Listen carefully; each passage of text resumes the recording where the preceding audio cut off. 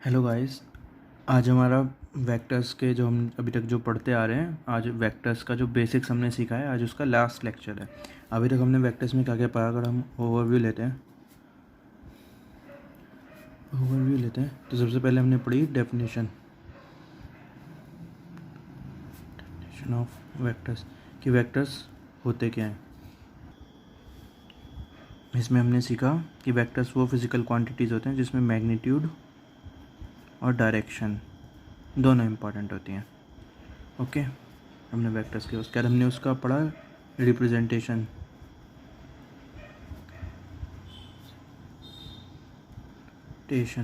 ये दो तरीके से पढ़ा हमने। पहला हमने पढ़ा कि किसी भी ए वेक्टर को मैं मॉड ए और ए कैप मैग्नीट्यूड और डायरेक्शन के फॉर्मूले में लिख सकता हूँ। एंड देन हमने सेकंड उसका पढ़ा कि उसे हम ग्राफ में रिप्रेजेंट कर सकते हैं, जहाँ पे जो लेंथ होती है वो उसका मैग्नीट्यूड होता है, एरो की जो लेंथ होती है वो उसका मैग्नीट्यूड होता है, एंड देन जो उसकी एरो की जो डायरेक्शन होती है वो उसकी वेक्टर की डायरेक्शन को शो करता है। सो हमने वेक्टर्स का रिप्रेजेंटेशन पढ़ा। उसके बाद हमने थर्ड में same vector and opposite vectors के बारे में पढ़ा। ये सिंपल होता है कि अगर ए वेक्टर मेरा बी वेक्टर के इक्वल है तो मॉड ए मेरा मॉड बी के इक्वल होगा और ए कैप मेरा बी कैप के इक्वल होगा। ये सेम वेक्टर का केस है। यहाँ अपोजिट वेक्टर केस है कि अगर मॉड वेक्टर ए और बी क्या हैं, अपोजिट वेक्टर्स हैं, तो इनका मॉड तो इक्वल होगा, मॉड ए और मॉड बी तो इक्वल होगा। जो ए कैप होगा वो उसके बिल्कुल अपोजिट डायरेक्शन होगा, नेगेटिव नेगेटिव बी कैप की डायरेक्शन में। देन फोर्थ हमने पढ़ा सबसे सिंपल कि हमने क्या करे, ऑपरेशंस करे on vectors, operations on vectors पे हमने ऑपरेशंस किए। तो सबसे पहला इसका जो ए पार्ट हमने पढ़ा वो पढ़ा हमने जब स्केलर को वेक्टर से मल्टीप्लाई किया, एक स्केलर क्वांटिटी को वेक्टर से मल्टीप्लाई किया। अगर स्केलर क्वांटिटी ए है और ये ए थी तो इसमें तीन केस बने हमारे कि के अगर पॉजिटिव है, अगर स्केलर क्वांटिटी पॉजिटिव है तो आंसर आएगा के ए, जिसमें जो मैग्नीट्यूड होगा वो होगा के इंटू मैग्नीट्यूड ऑफ ए और जो डायरेक्शन होगी वो ए कैप के इक्वल ही होगी। ओके, एंड अगर के मेरा क्या है, नेगेटिव है तो जो के ए वेक्टर बनेगा वो क्या बनेगा, इसका मैग्नीट्यूड तो होगा के इंटू मॉड है और जो डायरेक्शन होगी वो होगी माइनस का ए कैप।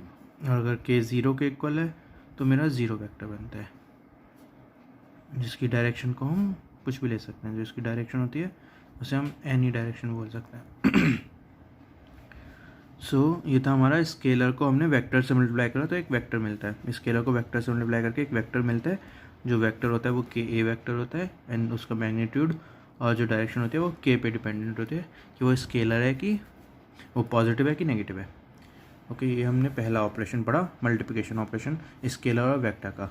उसके बाद हम दूसरा पढ़ते हैं एडिशन, एडिशन ऑफ वेक्टर्स। इसमें जो हम सबसे पहला लेते हैं वो two vectors A and B vectors. एक है टू वेक्टर्स के एडिशन की बात करते हैं पहले, है ना। अभी मल्टीपल वेक्टर्स के एडिशन की बात नहीं कर रहे, सिर्फ दो वेक्टर्स हैं उनके एडिशन की बात कर रहे हैं। तो इसमें हमारे तीन तरीके से हमने इन्हें सॉल्व किया। एक तो कॉलिनियर वेक्टर्स हो सकते हैं ए और बी। कॉलिनियर वेक्टर्स में दो होते हैं हमारे, सेम डायरेक्शन में हो सकते हैं कि अपोजिट डायरेक्शन में हो सकते हैं। सेम डायरेक्शन में होंगे तो मॉड ए प्लस मॉड बी, इसका जो मैग्नीट्यूड होगा ए वेक्टर प्लस बी वेक्टर का जो मैग्नीट्यूड होगा वो मॉड ए प्लस मॉड बी होगा, और जो डायरेक्शन होगी वो तो सेम ही होगी, चाहे ए कैप के चाहे बी कैप के, क्योंकि दोनों सेम डायरेक्शन में हमारे। जब अपोजिट करेंगे तो जो mod of A vector plus B vector होगा वो mod A difference mod B के इक्वल होगा, और जो डायरेक्शन होगी वो जिसमें जो भी बड़ा है, ठीक है, बिगर, जो वेक्टर बड़ा है उसकी डायरेक्शन में हमारी डायरेक्शन होगी। तो ये तो था कॉलिनियर केसेस में। कॉलिनियर का मतलब क्या होता है, जब पैरेलल हो वेक्टर एक दूसरे से। तो या तो वो सेम डायरेक्शन में होंगे या फिर अपोजिट डायरेक्शन में होंगे। तो हमने पढ़ लिया कि जो उसका मैग्नीट्यूड होगा, ये जो मैग्नीट्यूड होगा ए प्लस बी वेक्टर का जो मैग्नीट्यूड होगा, या तो वो मॉड ए प्लस मॉड बी के इक्वल होगा या फिर दोनों के डिफरेंस के बराबर होगा। इसे ही मैक्सिमम कहते हैं और इसे मिनिमम कहते हैं। मैक्सिमम और मिनिमम यहाँ से निकलता है। उसके बाद हमने दो लॉ पढ़े, एक ट्रायंगल लॉ और दूसरा parallelogram law.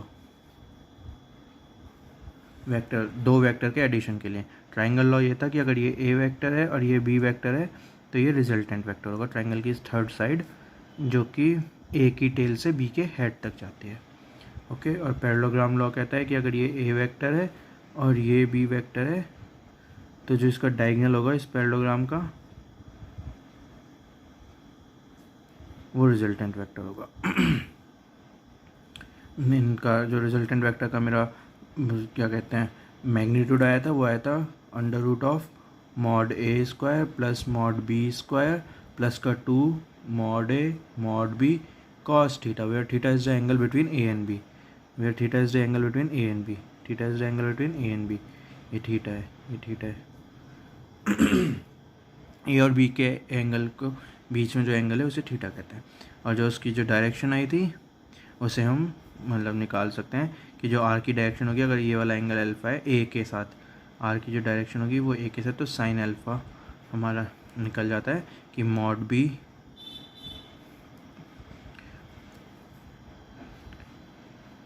B sine theta divided by mod of R. ये हमारा हो गया पैरेललोग्राम लॉ और triangle law of vector addition. लेकिन ये कब हम कर रहे हैं जब हमारे पास सिर्फ दो वेक्टर्स हैं, तो हम पैरेललोग्राम लॉ और ट्रायंगल लॉ आराम से अप्लाई कर सकते हैं। पैरेललोग्राम लॉ जनरली अप्लाई करते हैं तो मतलब ठीक है, वो आपको जो भी समझ में आता है। और कॉलिनियर वेक्टर्स हैं, दोनों वेक्टर्स हैं, वो तो सिंपल ही होता है कि ऐड कर दो नॉर्मल या फिर डिफरेंस कर दो तो आंसर आ जाता है। उसके बाद जो हमने 5th पॉइंट सीखा ओवरव्यू में, वो सीखा resolving a vector, resolving A vector. एक वेक्टर को रिजॉल्व कैसे करते हैं into its components, into its components. Okay. इसमें हमने सीखा कि अगर कोई भी ए वेक्टर ए है जो कि एक सरफेस से थीटा बना रहा है, तो इसको जब हम रिजॉल्व करेंगे तो इस सरफेस के एक परपेंडिकुलर और एक सरफेस, ये वाली एक्सिस को कंसीडर करेंगे। तो जो ये से इसके दो कंपोनेंट आएंगे, एक ये कंपोनेंट आएगा अलोंग दी सरफेस और एक परपेंडिकुलर आएगा अलोंग दी परपेंडिकुलर। तो जो अलोंग दी सरफेस वाला होगा जो कि जिससे वो थीटा बना रहा है वो ए कॉस थीटा होगा और ये ए साइन थीटा होगा अगर ये ए वेक्टर है। ओके। ये हमने सीखा था कि वेक्टर्स को रिजॉल्व कैसे करते हैं, तो ए कॉस थीटा और ए साइन थीटा के बीच में उसे रिजॉल्व कर लेते हैं। इसी के बेसिस पे हमने सीखा था कि कोई भी जो ए वेक्टर है उसे मैं लिख सकता हूँ ए x i cap plus A Y j cap, अगर सिर्फ 2 डायमेंशनल वेक्टर है वो। यह उसे मैं एक्स कंपोनेंट ए का एक्स डायरेक्शन में, एक्स एक्सिस की डायरेक्शन में कंपोनेंट, और ए का वाई डायरेक्शन की एक्सिस में, वाई एक्सिस की डायरेक्शन में कंपोनेंट को मतलब ए वाई ए एक्स कहलाता है, वो ए वाई कहलाता है। तो किसी भी ए वेक्टर को मैं इस फॉर्म में लिख सकता हूँ। और यहाँ पे मेरा जो ए एक्स और ए वाई है वो क्या हो सकते हैं, वो पॉजिटिव या फिर नेगेटिव दोनों हो सकते हैं, पॉजिटिव या फिर नेगेटिव दोनों हो सकते हैं। और वो किस बेसिस पे डिपेंड करता है कि मतलब जो ए एक्स है, टोटल जो ए एक्स का जो आया है हमारा रिजल्ट, वो पॉजिटिव एक्स एक्सिस की डायरेक्शन में कि नेगेटिव एक्स एक्सिस की डायरेक्शन में। ऐसी जो ए वाई है वो पॉजिटिव वाई की डायरेक्शन में कि नेगेटिव वाई की डायरेक्शन में। तो उसके बेसिस पे ए एक्स और ए वाई हमारे पॉजिटिव या फिर नेगेटिव हो सकते हैं। तो ये मेरा ए को हम ऐसे लिख सकते हैं, ये हमने सीखा था। सो फाइनली जो आज के लेक्चर में हम सीखेंगे, और ये हमारा वेक्टर्स के बेसिक्स का फर्स्ट मतलब कंप्लीट हो जाएगा वेक्टर्स का बेसिक। उसके बाद जो छोटे छोटे पार्ट बटेंगे वो आपको बाद में बताते हैं। तो इसमें हम सीखेंगे आज कि हम जब ऐड कर रहे हैं वेक्टर्स, एडिशन जो कर रहे हैं वेक्टर्स का, मोर देन 2 हैं, मोर देन 2 वेक्टर्स हैं, ठीक है, addition of more than two vectors. अगर सिर्फ दो वेक्टर्स हैं तो हम ट्राइंगल लॉ या फिर पैरेललोग्राम लॉ से जल्दी से निकाल सकते हैं। अगर हमारे पास ए वेक्टर, बी वेक्टर और सी वेक्टर है तो एक तरीका तो ये है कि मैं पहले ए और बी को कंसिडर करता हूँ, इसमें ट्राइंगल लॉ या फिर पैरेललोग्राम लॉ लगाता हूँ, एक आर वेक्टर निकालता हूँ, देन फिर आर और सी को कंसिडर करता हूँ, आर प्लस सी करता हूँ और एक कोई आर डैश वेक्टर निकालता हूँ। तो ये तो मेरा पैरेललोग्राम लॉ से हो गया। लेकिन ये इससे करने में तो लाइक समझ में आ रहा है कि काफ़ी बड़ा प्रोसेस है, तो हम ऐसे नहीं करते, मतलब कर सकते हैं लेकिन ऐसे नहीं करते। हम कैसे करते हैं, हम करेंगे कि मैं ए वेक्टर, बी वेक्टर और सी वेक्टर को रिजॉल्व करूँगा उसके कंपोनेंट्स में, A X A Y, B X B Y, C X C Y, considering कि जो उसके कंपोनेंट्स हैं वो एक्स वाई डायरेक्शन में, ठीक है। मतलब ये अभी हम एक कंसिडर एजम्पशन ले रहे हैं कि जो उसके जो कंपोनेंट्स को जो मैं रिजॉल्व कर रहा हूँ, जो मैंने उसमें कोऑर्डिनेट एक्सिस लिए वो मेरी एक्स और वाई कोऑर्डिनेट एक्सिस है। अगर नहीं होगी तो भी मतलब हो जाएगा क्वेश्चन सॉल्व, लेकिन अगर मान लेते हैं, जो कि जनरल केसेस में होता है कि जिन एक्सिस के मैं उसे रिजॉल्व कर रहा हूँ वो कोऑर्डिनेट एक्सिस ही होती हैं, कोऑर्डिनेट एक्सिस है तो ओवरलैप कर रही होती है। तो मैंने ए को ए एक्स और ए वाई उसके दो कंपोनेंट में रिजॉल्व कर दिया, बी को बी एक्स और बी वाई के कंपोनेंट में रिजॉल्व कर दिया, सी को सी एक्स और सी वाई के कंपोनेंट में रिजॉल्व कर दिया। अब जो रिजल्टेंट वेक्टर आर होगा उसके भी दो कंपोनेंट हो सकते हैं, आर एक्स और आर वाई। सो जब मैं A vector plus B vector plus C vector करूँगा और जो ये मेरा आर वेक्टर आएगा, तो जो उसका जो आर एक्स कंपोनेंट होगा वो होगा sigma of all these, A X B X और सी एक्स। सिमिलरली जो y कंपोनेंट होगा वो होगा A Y plus B Y plus C Y. किस किस को ये बात समझ में आती है कि मैंने जब addition of more than two vectors कर रहे हैं, जैसे हमारे पास तीन वेक्टर हैं ए बी और सी और उसका रिजल्टेंट कुछ आर वेक्टर आने वाला है, तो ऐसे करने की बजाय कि मैं दो वेक्टर का सम करके पहले एक आर वेक्टर निकालूंगा फिर आर और सी को करके आर डैश निकालूंगा जिसमें टाइम लगेगा और जो कॉम्प्लिकेटेड है, ऐसे नहीं करना हमें। हम क्या करेंगे, हमने रिजॉल्व करना सीख लिया है ना कि वेक्टर्स को रिजॉल्व कैसे करते हैं, हमने ये ऊपर पहले पार्ट्स में सीख रखा है। तो हमें पता है कि जो ए वेक्टर होता है उसके दो कंपोनेंट्स होते हैं, ए एक्स और ए वाई। ऐसे जो बी वेक्टर होता है उसके दो कंपोनेंट्स होते हैं, बी एक्स और बी वाई। ऐसे सी के सी एक्स और सी वाई, जहाँ पे हमारी जो एक्सिस है, जो कोऑर्डिनेट एक्सिस है जिसके ऊपर हम रिजॉल्व कर रहे हैं, जिस एक्सिस पे हम रिजॉल्व कर रहे हैं ए बी और सी के कंपोनेंट्स को, वो कोऑर्डिनेट एक्सिस है एक्स और वाई वाली। ओके, सो जब हम रिजल्टेंट वेक्टर निकालेंगे तो जो उसका जो आर एक्स, रिजल्टेंट वेक्टर के जो कंपोनेंट्स होंगे आर एक्स और आर वाई, भाई रिजल्टेंट वेक्टर क्या होगा, रिजल्टेंट वेक्टर होगा कि resultant vector is equals to R x i cap plus R y j cap. क्योंकि मैंने कहा था किसी भी वेक्टर को हम इस फॉर्म में लिख सकते हैं, तो रिजल्टेंट वेक्टर को भी हम इस फॉर्म में लिख सकते हैं। तो इसका जो आर एक्स वाला है और जो आर वाई वाला है तो वो हमें यहाँ से पता चल जाएगा कि जो आर एक्स होगा वो सिग्मा होगा इन सब का, ए एक्स बी एक्स सी एक्स का। क्योंकि ये क्या है, ए एक्स बी एक्स और सी एक्स क्या है, ए बी और सी के वो कंपोनेंट्स हैं जो कि एक्स डायरेक्शन में है, और क्योंकि सब सेम डायरेक्शन में तो मतलब वो पैरेलल हैं तीनों एक दूसरे के। और जब तीनों चीज़ सेम होती हैं, कॉलिनियर होते हैं, तो हम नॉर्मल उनका मैग्नीट्यूड ऐड कर सकते हैं। तो जो ए एक्स बी एक्स और सी एक्स है वो नॉर्मल एडिशन हो जाएगा रिजल्टेंट निकालने के लिए। सिमिलरली जो A Y B Y C Y हैं, क्योंकि आपस में पैरेलल हैं, सब वाई डायरेक्शन में पॉइंट आउट कर रहे हैं, तो उनका जो आंसर आएगा वो A Y plus B Y plus C Y आ जाएगा।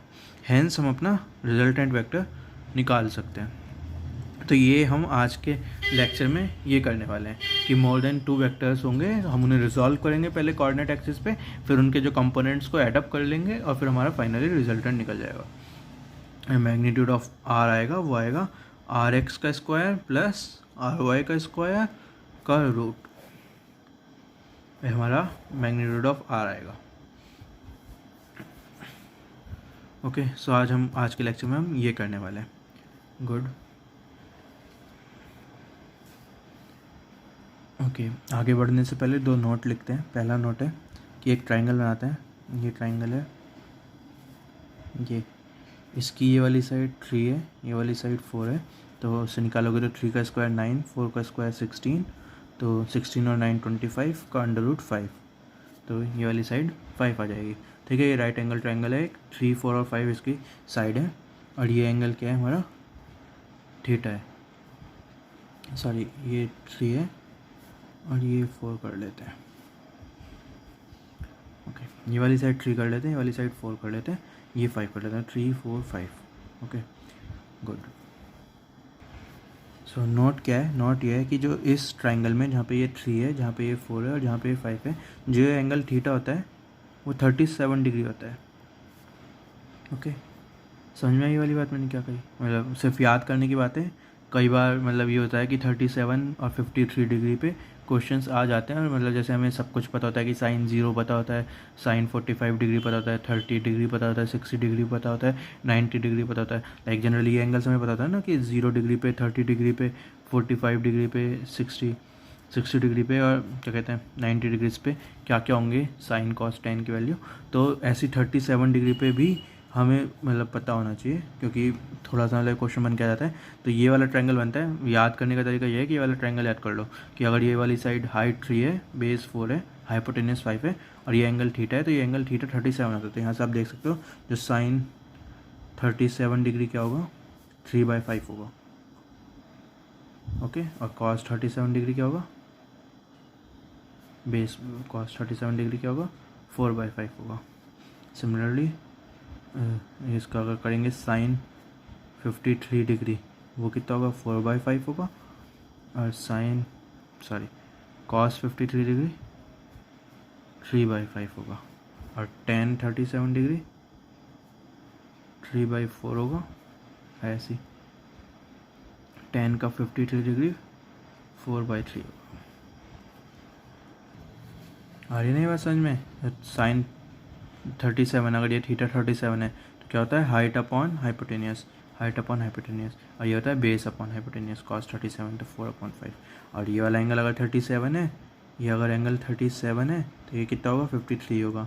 राइट एंगल ट्रायंगल है क्योंकि, है ना, तो ये वाली साइड्स निकल जाएंगी। तो एक नोट है, अगर आपको याद रहता है कि बस आपको क्या याद रखना है, ये तो आपकी वैल्यू खुद निकल जाएंगी, आपको ये याद रखना है 3 4 5, 3 4 5 का जो राइट एंगल ट्रायंगल है उसमें जो थीटा होता है 37 डिग्री होता है, 3 के अपोजिट वाला जो थीटा होता है। ओके, ये सेकंड नोट है, ये ज़्यादा इंपॉर्टेंट नोट है। पहला वाला तो हो सकता है फिर भी कम क्वेश्चंस में यूज़ हो, सेकंड वाला बहुत क्वेश्चंस में यूज़ होता है। सेकंड वाला क्वेश्चन का नोट क्या है, इफ़ एन वेक्टर, एक ही वेक्टर है, it makes an angle theta with the surface या फिर विद द हॉरिजॉन्टल, इसे हॉरिजॉन्टल मान लेते हैं। ये वेक्टर है कोई, कि अगर एक vector, if a vector A makes an angle theta degree with the horizontal, then the vector perpendicular to this vector, इस वेक्टर के जो परपेंडिकुलर एक वेक्टर होगा, ये वेक्टर या फिर ये वेक्टर, ये दोनों वेक्टर्स इस वेक्टर के परपेंडिकुलर है ना। तो if a vector A makes an angle theta with the horizontal, then the vector perpendicular to this vector will makes an angle same theta with the, ये horizontal है। Okay, सो ये था, इस सेंटेंस को याद रखना है, if A line makes an angle theta with the horizontal, then the line perpendicular to the first line will make theta with vertical। ठीक है, ये क्या हुआ है कि अगर एक ये लाइन है, ये वाली जो लाइन थी हमारी, ये वेक्टर वाली जो लाइन थी, ये क्या बना रही है, हमें थीटा बना रही है हॉरिजॉन्टल के साथ। ओके, तो जो लाइन होगी इस लाइन के परपेंडिकुलर, ये वाली जो लाइन होगी बेसिकली, ये वाली एक लाइन होगी जो कि पहली वाली लाइन के परपेंडिकुलर है, वो भी थीटा बनाएगी, किसके साथ बनेगी, वो वर्टिकल के साथ बनेगी। ये हॉरिजॉन्टल है, ये वाली अगर ये हॉरिजॉन्टल है तो ये वाली लाइन परपेंडिकुलर, जो लाइन है वो वर्टिकल है। ओके, सो अगर एक line makes an angle with a theta with the horizontal, then a line perpendicular to that line will makes an angle theta with the vertical। Okay, इस sentence को जितनी बार repeat करो अच्छे से याद कर लो, क्योंकि मतलब कई बार ये वाला एंगल मतलब निकाल तो आप बहुत तरीके से सकते हो कि मतलब 90 डिग्री करके, कि अगर ये थीटा है तो ये 90 माइनस थीटा होगा, और ये 90 माइनस थीटा तो ये थीटा होगा। समझ रहे हो ना कैसे निकाल सकते हो? ये वाला एंगल 90 आपको पता है, और इन दोनों के बीच का भी आपको 90 पता है, इन दोनों के बीच का 90 पता है, इन दोनों के बीच का 90 पता है। तो अगर ये थीटा है तो इस वाले में अगर मैं बात करूँगा तो मुझे पता चलेगा ये वाला एंगल कितना होगा, 90 माइनस थीटा होगा, और फिर इन दोनों में बात करूँगा तो मुझे पता चलेगा ये क्योंकि ये पूरा 90 और ये 90 माइनस थीटा है, तो जो जितना सा एंगल बचेगा वो सिर्फ थीटा बचेगा। ओके, सो हम निकाल तो ऐसे भी सकते हैं, लेकिन आपको ऐसे जल्दी निकल जाता है और बहुत जगह अप्लाई होता है ये। तो ये वाली चीज़ आपको बाय हार्ट याद होनी चाहिए कि अगर एक line, if a line makes an angle theta, if a line makes an angle theta with horizontal, then the line perpendicular to this line will makes an angle theta with the vertical. If a line makes an angle theta with the horizontal, then the line perpendicular to that line will makes an angle theta with the vertical. Good, ये आपको याद होना चाहिए। तो ये दो note थे जो हमने करे। अब हम कर रहे हैं जो अभी हम मतलब ये पहले वापस आते हैं टॉपिक पे, क्या कर रहे थे हम, एडिशन कर रहे थे मोर देन 2 वेक्टर्स का। तो हमने कैसे किया था कि उसे रिजॉल्व कर लो और कर लो। तो मैंने उस चीज़ को जो हमने किया था उसे स्टेप्स में याद रखना है आपको।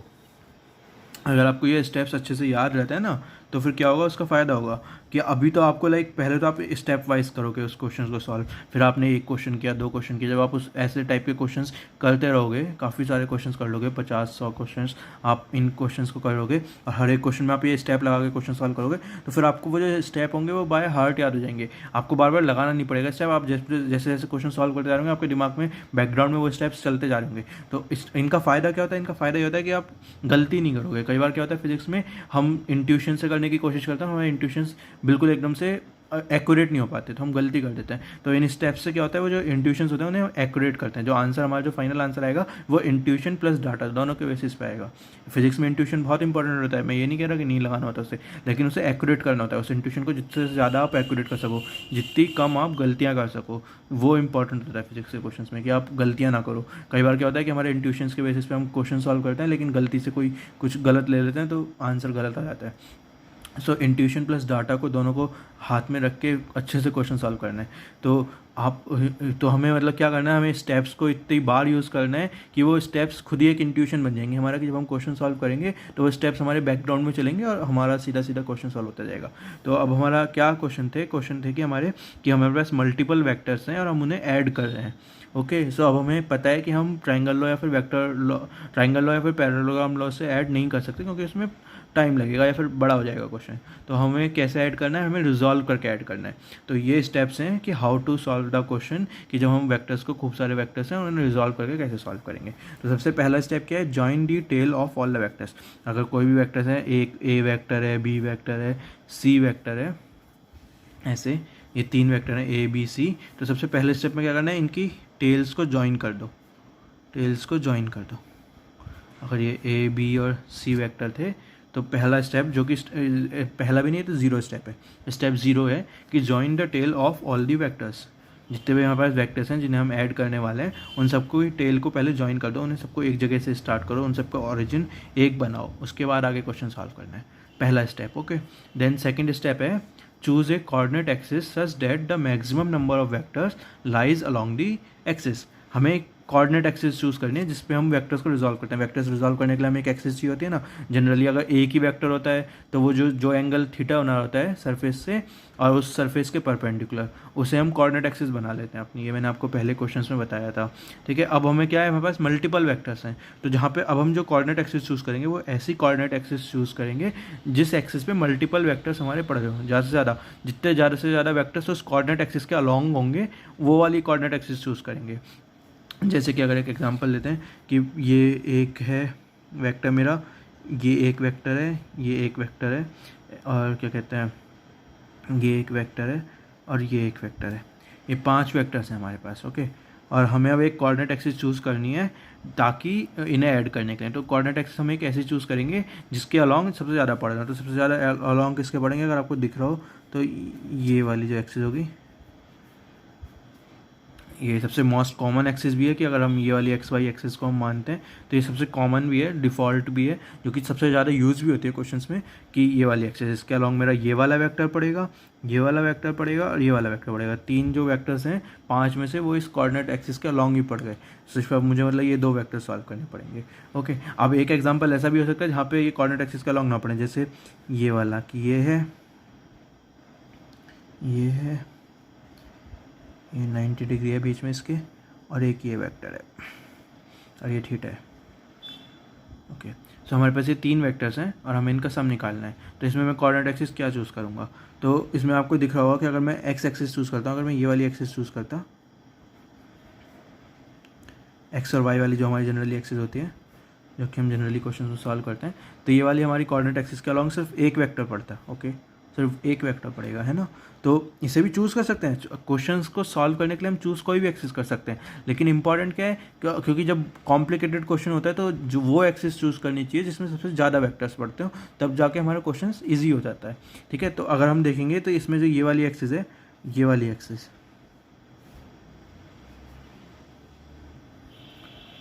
इसके अलॉन्ग 2 वेक्टर्स पड़े हैं, ये वाली जो एक्सिस है। ओके, इस एक्सिस के अलॉन्ग 2 वेक्टर्स पड़े हैं, तो हम जो क्वेश्चन को सॉल्व करेंगे वो इस एक्सिस के अलॉन्ग कर सकते हैं। तो हमें सिर्फ ये वाला वेक्टर रिजॉल्व करना पड़ेगा, तो हमारा क्वेश्चन सॉल्व हो जाएगा। ओके, सो फर्स्ट स्टेप है, अगर 0 स्टेप है कि सबसे पहले हमने सारे वेक्टर्स की टेल को ज्वाइन कर लिया, उसके बाद सेकंड स्टेप में हमें क्या करना है, कोऑर्डिनेट एक्सिस चूज़ करनी है सच दैट कि maximum number of vectors lies along that coordinate axis. Okay, ये हमारा फर्स्ट स्टेप है। उसके बाद थर्ड स्टेप सिंपल है, रिजॉल्व करना है ईच वेक्टर को इनटू इट्स कंपोनेंट। ठीक है, अब हमने वेक्टर्स को टेल से ज्वाइन कर लिया और क्या कहते हैं, उन्हें कोऑर्डिनेट एक्सिस भी बना ली। अब क्या करना है, अब हर एक वेक्टर को हम रिजॉल्व करेंगे, जो भी वेक्टर जो कोऑर्डिनेट एक्सिस पे पड़ रहा है वेक्टर, जैसे अगर हम इस वाले में देखेंगे तो ये 3 वेक्टर तो कोऑर्डिनेट एक्सिस पे पड़ रहे हैं, तो इन्हें तो रिजॉल्व करने की कुछ जरूरत नहीं है ना, कोऑर्डिनेट एक्सिस के अलॉन्ग ही है, क्योंकि ये 2 वेक्टर्स कोऑर्डिनेट एक्सिस के अलॉन्ग नहीं है। अगर मान लेते हैं ये वाला एंगल अल्फा है और ये वाला एंगल बीटा है, ये 2 एंगल हैं, तो मुझे ये वाला जो वेक्टर है इसे मैं रिजॉल्व कर लूँगा, ये इसके एक कंपोनेंट यहाँ पे इस वाली एक्सिस के अलॉन्ग पड़ेगा और एक कंपोनेंट इस वाली एक्सिस के अलॉन्ग पड़ेगा। ओके, एंड सिमिलरली जो ये वाला वेक्टर है इसके में एक इधर की साइड पड़ेगा और एक इधर की साइड पड़ेगा। ओके, सो मैं इन 2 वेक्टर्स को रिजॉल्व कर लूँगा अलॉन्ग दिस कोऑर्डिनेट एक्सिस। सो ये मेरा थर्ड स्टेप है कि मुझे रिजॉल्व करना है वेक्टर्स को उसके कंपोनेंट्स में along the coordinate axis. Resolve each vector, हर एक वेक्टर को रिजॉल्व करो इनटू इट्स कंपोनेंट्स, उसके कंपोनेंट्स में। ओके, तो इसलिए हमने ये जो सेकंड स्टेप इसलिए इंपॉर्टेंट है, अगर हम मैक्सिमम नंबर ऑफ वेक्टर्स अगर हमारे पहले से ही कोऑर्डिनेट एक्सिस में लाई कर रहे होंगे, उसके अलॉन्ग होंगे, तो हमें कम रिजॉल्व करने पड़ेंगे वेक्टर्स। ओके, जैसे इस वाले क्वेश्चन में 3 अगर पहले से ही हमारे कोऑर्डिनेट एक्सिस पे थे, तो जो बाकी की जो 2 वेक्टर हैं वो सिर्फ हमें 2 ही रिजॉल्व करने पड़ेंगे, क्योंकि 3 तो पहले से ही कोऑर्डिनेट एक्सिस पे हैं हमारे। तो ये हमारा सेकंड स्टेप है, resolve each vector into its component. उसके बाद फिर ये स्टेप आपका थर्ड है कि find the resultant along each axis. हमने अब क्या कर लिया, हर एक वेक्टर को उसके कंपोनेंट्स में ब्रेक डाउन कर लिया। अब हमें क्या चाहिए, हर एक 2 एक्सिस हुई ना, तो हर एक्सिस के अलॉन्ग जो उसके कंपोनेंट्स हैं उसके मतलब रिजल्टेंट चाहिए। तो ये मैंने आपको अभी पहले बताया था कि जो आर एक्स होता है, अगर एक्स एक्सिस और वाई एक्सिस हैं जो हमारी कोऑर्डिनेट एक्सिस हैं, तो जो आर एक्स होता है वो सिग्मा होता है सारे का एक्स कंपोनेंट का, ए एक्स बी एक्स सी एक्स। ओके, और जो आर वाई होता है वो ऐसे सिग्मा होता है आपका a Y B Y C y. समझ में आ रही है ये वाली बात क्या हुई, कि हमने हर एक वेक्टर को, ईच वेक्टर को उसके कंपोनेंट्स में रिजॉल्व कर लिया।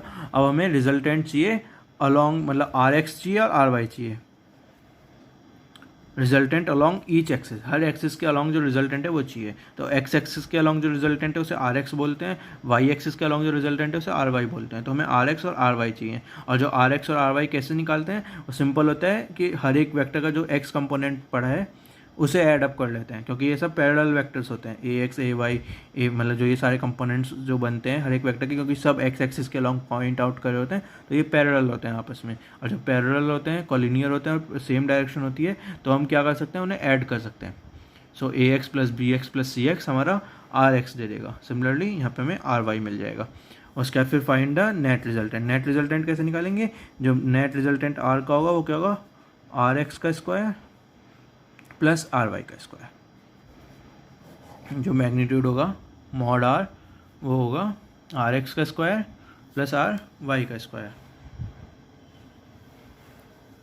ये स्टेप्स आपको याद होनी चाहिए। ओके, क्योंकि सिंपल स्टेप्स हैं, बहुत कुछ नहीं किया आपने, सिंपल स्टेप्स हैं, लेकिन आपको ये स्टेप्स याद होने चाहिए। Step 0 join the tails of all vectors, हमने सारे वेक्टर्स की टेल को जॉइन कर लिया। Step 1 find a coordinate axis such that maximum number of vectors lies along that coordinate axis. हमने स्टेप 1 में क्या किया, एक कोऑर्डिनेट एक्सिस फाइंड करी सच दैट कि मैक्सिमम नंबर ऑफ वेक्टर्स उस कोऑर्डिनेट एक्सिस के अलॉन्ग है। उसके बाद थर्ड स्टेप में क्या किया हमने, जितने भी वेक्टर्स जो कि उस कोऑर्डिनेट एक्सिस के अलॉन्ग नहीं थे उन सबको रिजॉल्व कर लिया उनके कंपोनेंट्स में, सच दैट कि उनके जो कंपोनेंट्स हैं वो कोऑर्डिनेट एक्सिस के अलॉन्ग हो गए। ओके, तो अब हमारा जो सारा खेल हो गया सब कोऑर्डिनेट एक्सिस के अलॉन्ग हो गया।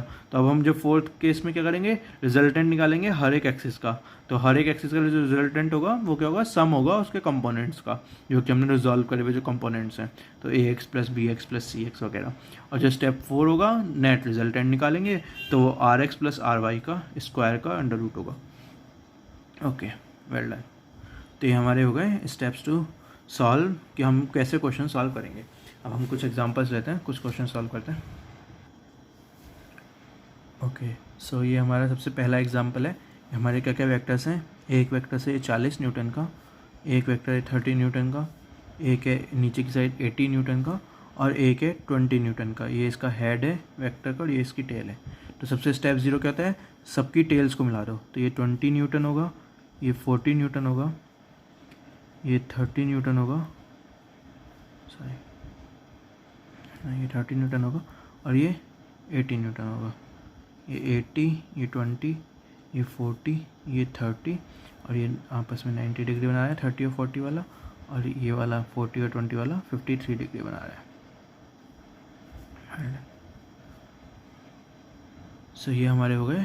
सबसे पहले हमने क्या किया, सब सारे वेक्टर्स को उसकी टेल से ज्वाइन कर लिया, पहला स्टेप, स्टेप 0। उसके बाद हमें क्या करना है, कोऑर्डिनेट एक्सिस चूज़ करनी है सच दैट मैक्सिमम नंबर जो वेक्टर से पढ़े उस कोऑर्डिनेट एक्सिस पे पढ़े। तो इस केस में हम एक कोऑर्डिनेट एक्सिस तो ये ले सकते हैं। इस केस में आप देख रहे हो कि जो 20 वाला है और जो 80 वाला है वो हमारे कोऑर्डिनेट एक्सिस पे पड़ेंगे, जो 40 और 30 वाला है वो कोऑर्डिनेट एक्सिस पे नहीं होंगे। ओके, और एक केस आप ये भी ले सकते हो,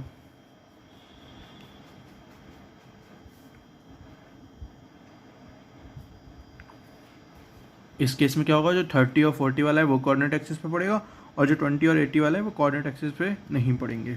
समझ में आ रहा है, दो टाइप के एक्सिस ले सकते हो। दोनों में हमारा सेम केस है कि दो वेक्टर पढ़ रहे हैं और दो वेक्टर नहीं पढ़ रहे। तो हम सिंपल वाली लेते हैं, हम एक्स वाई वाली लेते हैं। एक्स वाई वाली में हमें करने की आदत ज़्यादा है, तो मैंने ये कोऑर्डिनेट एक्सिस ले ली। ओके, एक्स वाई वाली।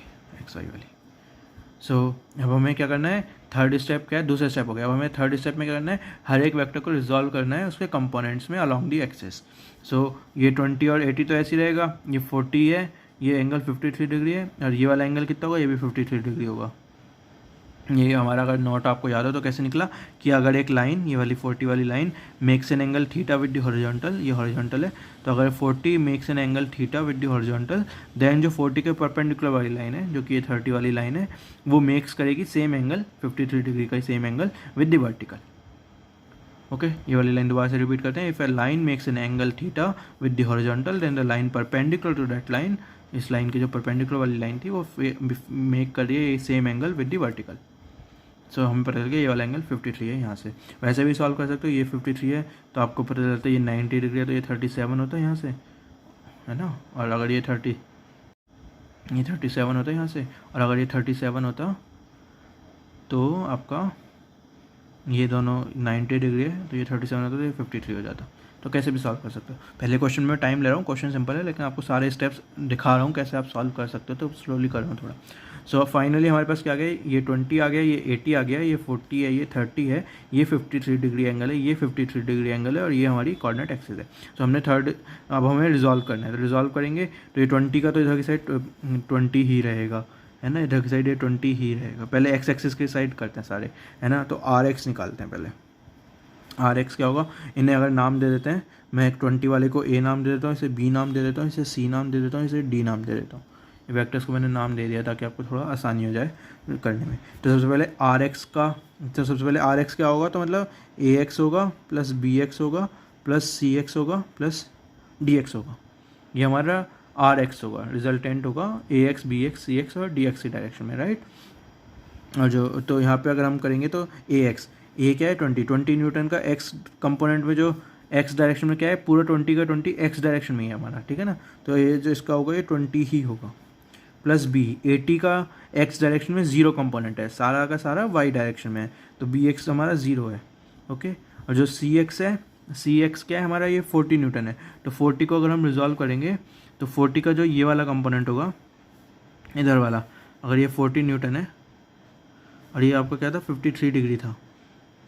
तो इधर वाला कंपोनेंट होता है 40 का कॉस 53 और ऊपर वाला होगा 40 का साइन 53। ये हम पहले कर चुके हैं तो हमें पता है कि इधर वाला कॉस होता है, इधर वाला होता है। तो ये क्या होगा 40 का कॉस 53 डिग्री। और जो dx है, dx बोले तो 30 वाला क्या होगा, 30 वाला ऊपर की साइड, 30 वाला किधर जाएगा, 30 का कॉस 53 तो ऊपर की साइड होगा, और इधर वाली साइड क्या होगा 30 का साइन 53। ठीक है, ये जो 30 वाला वेक्टर है ये cos 53 तो ऊपर की साइड रिजॉल्व होगा और नीचे की साइड रिजॉल्व होगा sin 53, क्योंकि 53 डिग्री ये वाला एंगल है ना। तो जो जिस साइड एंगल होता है, जिस साइड थीटा गिवन होता है तो उस साइड उस एक्सिस पर रिजॉल्व करते हैं तो cos बनता है, और जिस साइड थीटा नहीं होता है उस साइड sin बनता है। तो ये 30 का sin 53 ऊपर की साइड होगा और इधर की साइड ये होगा, तो इसे हम लिखेंगे dx, तो ये होगा माइनस का 30 sin 53।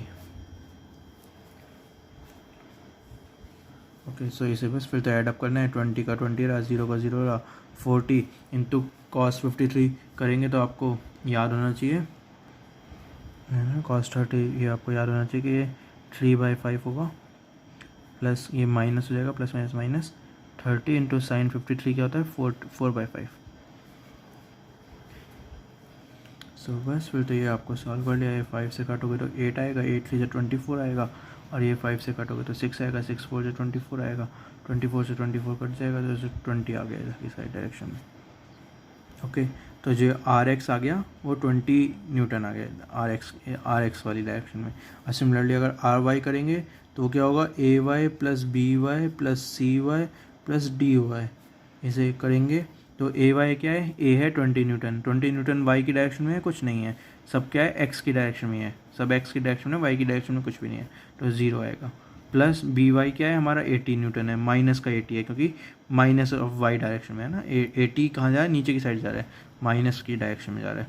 प्लस का CY करेंगे तो CY क्या है, C है ये 40 वाला, इसका वाई डायरेक्शन में कंपोनेंट, एक्स डायरेक्शन में कंपोनेंट किया था तो इधर की साइड आया था, तो वो आया था हमारा cos 53। वाई डायरेक्शन में करेंगे तो ऊपर की साइड आएगा, ऊपर की साइड क्या आया था हमारा sin 53, 40 का sin 53, 40 का sin 53। और क्योंकि पॉजिटिव डायरेक्शन में, पॉजिटिव वाई डायरेक्शन में तो प्लस का। और सिमिलरली जो 30 का आया था वो 30 का cos 53, 30 का cos 53। सो इसे बस सॉल्व कर लिया। sin 53 आपको क्या हो गया 4/5 हो गया, cos 53 क्या हो गया 3/5 हो गया। ओके, 5 से काटा तो 8 हो गया, 8 4 जो 32, और ऐसे यहाँ पे 5 से काटा तो 6 हो गया, 6 3 जो 18, 18 और 32 को ऐड करेंगे तो 40 प्लस 50, ये प्लस का 50 हो गया इधर टोटल, और ये क्या है माइनस का 80 है, तो टोटल कितना हो गया माइनस का 30 न्यूटन। आर वाई हो गया माइनस का 30। तो जो हमारा रिजल्टेंट होगा, अगर रिजल्टेंट होगा आर हमारा, वो होगा मॉड ऑफ 20 का स्क्वायर प्लस का माइनस का 30 का स्क्वायर। सॉल्व कर लेना ये जो भी होगा। और मतलब रिजल्टेंट अगर वैसे वेक्टर की टर्म्स में लिखता हूँ तो मैं ऐसे लिखूँगा 20 आई कैप माइनस 30 जे कैप, ये वेक्टर की फॉर्म में लिख दिया, और ये उसका रिजल्टेंट हो गया वेक्टर का। तो ये तो मैंने आपको जो पहला क्वेश्चन था बहुत अच्छे से मतलब डीपली करके सिखाया कि कैसे कर सकते हैं। अब थोड़ा जल्दी जल्दी करेंगे अगला क्वेश्चन को। पहले क्वेश्चन को मैंने आपको थोड़ा बिल्कुल अच्छे से करके सिखाया, तो अगला क्वेश्चन ये है, अगले क्वेश्चन को करते हैं। तो हमारे 3 वेक्टर्स हैं, ओके, ये टेल से कनेक्टेड है, तो हमारा स्टेप 0 कंप्लीट हो गया। और उसके बाद हमारी कोऑर्डिनेट एक्सिस लेनी है, तो कोऑर्डिनेट एक्सिस मतलब हर एक एक्सिस जो भी हम ले सकते हैं सब पे सिर्फ एक ही पड़ेगा।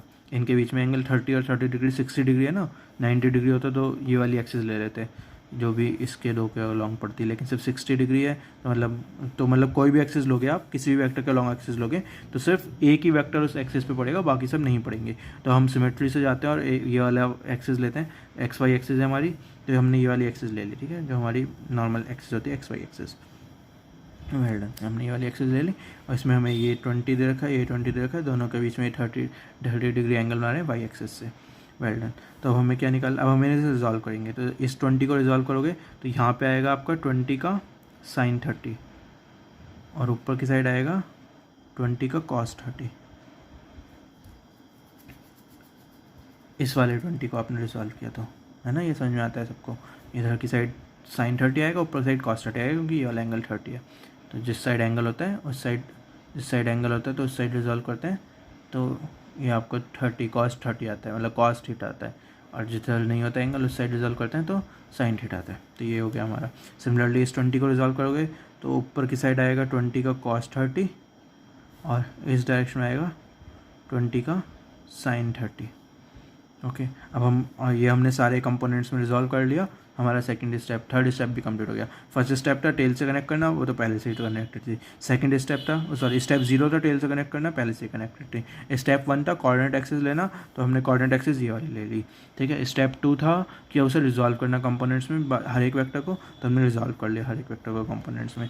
स्टेप थर्ड क्या है, अब स्टेप थर्ड है कि उसका रिजल्टेंट निकालना हर एक एक्सिस। तो आर एक्स का रिजल्टेंट क्या होगा कि एक्स कंपोनेंट्स में जितने भी एक्स डायरेक्शन में जितने भी कंपोनेंट्स हैं उन्हें एडअप कर लो। तो 20 sin 30 इधर वाली डायरेक्शन में पॉजिटिव एक्स एक्सिस डायरेक्शन में, और 20 sin 30 ही नेगेटिव डायरेक्शन में, तो कैंसिल आउट कर जाएंगे, तो आर एक्स 0 आएगा।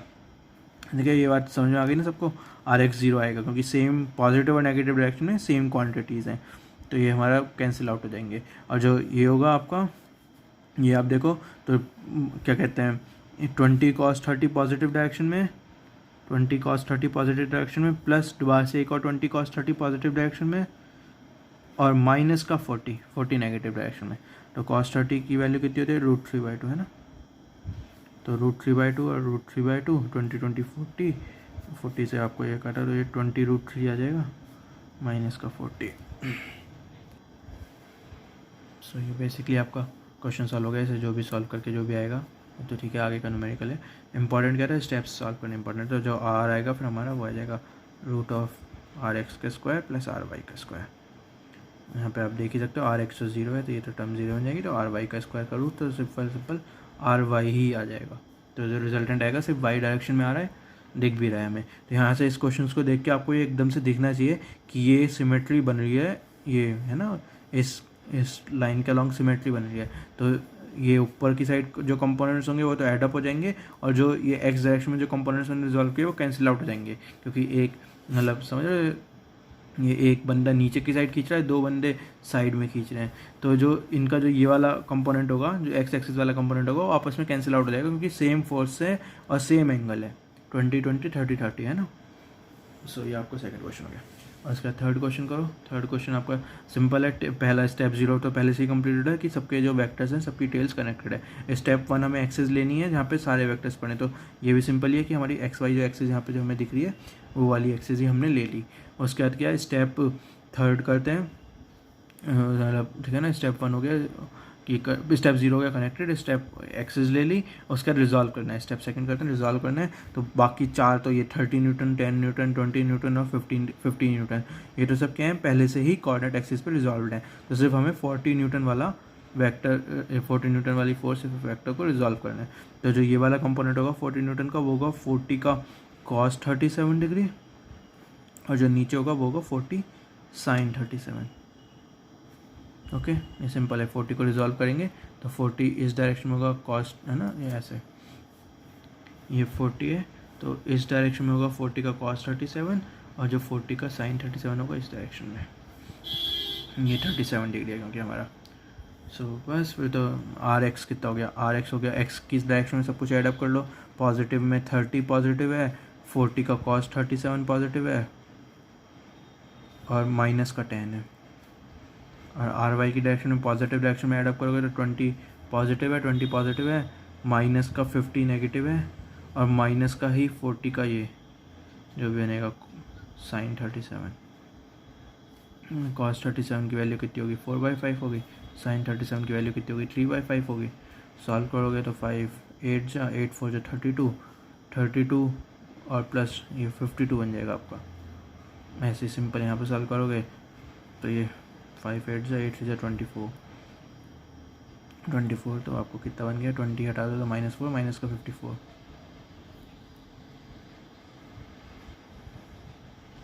माइनस का 54 बन गया। सो आपका जो आर वेक्टर आ गया वो आ गया 52 आई कैप माइनस का 54 जे कैप, और रिजल्टेंट निकालोगे तो मतलब वही 52 का स्क्वायर और 54 का स्क्वायर।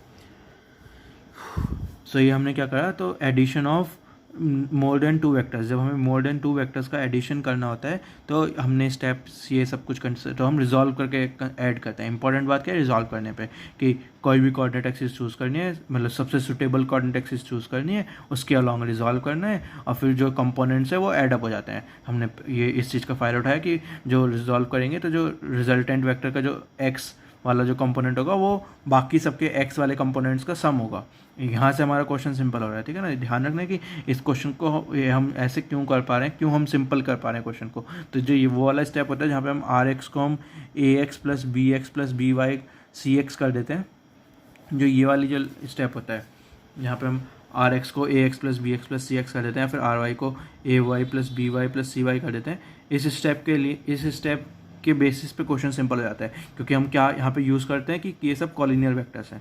सो बेसिकली हम क्या करते हैं, हर एक वेक्टर को उसके एक्स और वाई में क्या करते हैं, तोड़ते हैं, रिजॉल्व करते हैं, और फिर आर एक्स और आर वाई निकाल लेते हैं, क्योंकि सबका एडिशन हो जाता है, हर एक कंपोनेंट का एडिशन हो जाता है। वो सिंपल है ना। सो ये हमारा था addition of more than 2 vectors. तो ये हमारा 6th टॉपिक था। तो अगर हम देखेंगे ओवरव्यू में, तो ये मैंने आपको ओवरव्यू अभी स्टार्टिंग में, सबसे स्टार्टिंग में लेक्चर के बताया था। तो ये हमारा 6th टॉपिक था जहाँ पे हम addition of more than 2 vectors करते हैं। अब इसके अलावा जो हमारे जो यहाँ पे हमारा जो 6th टॉपिक तक हमारा बेसिक्स खत्म हो गया वेक्टर्स का। इसके अलावा हमारे पास सिर्फ 2 चीज़ें और बची हैं वेक्टर्स में। एक तो इसका सब्सट्रैक्शन, एडिशन कर दिया तो सब्ट्रैक्शन भी तो करना पड़ेगा, और एक इसका मल्टीप्लिकेशन। मल्टीप्लिकेशन अभी हमने किसका किया था, सब्ट्रैक्शन में ठीक है ना, वेक्टर को वेक्टर माइनस वेक्टर करेंगे, एक वेक्टर में से दूसरे वेक्टर को माइनस करेंगे तो सब्ट्रैक्शन। और ये v1 है, ये v2 है। तो ये वाला केस करना है। तो ये वाला जब ये हम अभी बाद में करेंगे, ये रिलेटिव वेलोसिटी में यूज़ होता है। रिलेटिव वेलोसिटीज़ वाले क्वेश्चन में सब्ट्रैक्शन का कॉन्सेप्ट आता है, वेक्टर सब्ट्रैक्शन का कॉन्सेप्ट आता है, तो ये हम जब करेंगे। और जो मल्टीप्लिकेशन होता है, तो अभी हमने क्या कर चुके हैं, स्केलर इनटू वेक्टर तो हम कर चुके हैं, ये वाला तो स्केलर इनटू वेक्टर कर चुके हैं।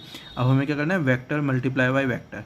तो ये जो वेक्टर्स की जो मल्टीप्लिकेशन होती है वो स्केलर्स की तरह नहीं होती, कि 2 3 या 6 नहीं होती। वेक्टर्स की मल्टीप्लिकेशन कॉम्प्लिकेटेड होती है, तो ये भी हम बाद में करेंगे लेटर। ठीक है, ये हम जब वेक्टर्स की मल्टीप्लिकेशन, जब हम टॉर्क के बारे में बात करेंगे, टॉर्क के क्वेश्चंस में जब हम बात करेंगे, तब वेक्टर्स की मल्टीप्लिकेशन के बारे में हम बात करेंगे।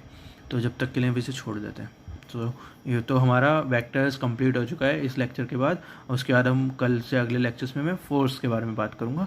सो पहला हमारा जो पहला चैप्टर था, introduction two of vectors and forces, हम मैकेनिक्स का सबसे पहला चैप्टर होता है जहाँ पे हम वेक्टर्स और फोर्सेस का इंट्रोडक्शन देते हैं। तो मैंने आपको वेक्टर्स के बारे में पढ़ाया अच्छे से, जहाँ पे मैंने आपको ये सब कुछ सिखाया जो हमने ओवरव्यू में सीखा। सबसे पहले हमने डेफिनेशन की बात करी, फिर रिप्रेजेंटेशन की बात करी, फिर सेम वेक्टर्स और अपोजिट वेक्टर्स की बात करी। उसके बाद हमने वेक्टर्स पे ऑपरेशन की। सबसे बड़ा लेंदी चीज़ यही है, स्केलर ऑपरेशन तो सिंपल है कि स्केलर को वेक्टर से मल्टीप्लाई किया तो k इंटू ए वेक्टर बना। उसके बाद एडिशन वेक्टर्स का सबसे पहले हमने सिर्फ 2 वेक्टर्स कंसिडर किए, तो उसमें कोलिनियर ट्राइंगल लॉ और पैरेललोग्राम लॉ के बारे में हमने बात की। इसकी मैंने आपको डेरिवेशन वगैरह निकालनी सिखाई दी है। फॉर्मूला याद रखना है, 2 वेक्टर्स को कैसे ऐड करते हैं उसका फॉर्मूला याद रखोगे तो इससे काम बन जाएगा। और कोलिनियर वेक्टर्स में हमें मैक्सिमम और मिनिमम की बात की हमने, तो वो हमें पता है। उसके बाद फिर हमने सीखा कि वेक्टर्स को रिजॉल्व कैसे करते हैं उसके कंपोनेंट्स में। और उसके बाद फाइनली एडिशन, आज के लेक्चर में हमने ये सीखा कि मोर देन 2 वेक्टर्स का एडिशन कर रहे हैं तो उसके कंपोनेंट्स को ऐड अप कर लो तो हमारा आंसर आ जाता है। उसके कंपोनेंट्स को ऐड अप कर लो, a x plus b x plus c x, A Y plus B Y plus C y. So वैसे सॉल्व किया हमने। और फिर फाइनली हमने ये वाले जो सब्ट्रैक्शन है ये रिलेटिव वेलोसिटी के कॉन्सेप्ट में हम सीखेंगे। और जो मल्टीप्लिकेशन है वेक्टर का, वेक्टर के साथ जो मल्टीप्लिकेशन है ये हम सीखेंगे टॉर्क वाले क्वेश्चन में। मल्टीप्लिकेशन में 2 होते हैं, डॉट प्रोडक्ट होता है और क्रॉस प्रोडक्ट होता है। ये जब की बात करते हैं, बस अभी मैं आपको इंट्रोडक्शन देके छोड़ रहा हूँ। तो ये आज के लेक्चर के साथ हमारा वेक्टर्स का, बेसिक्स ऑफ वेक्टर्स का जो कॉन्सेप्ट है, जो चैप्टर है वो क्लियर हो चुका। कल हम बात करेंगे फोर्सेस के बारे में, बिल्कुल बेसिक्स बात करेंगे फोर्सेस की भी कल से लेक्चर में। Okay, thank you.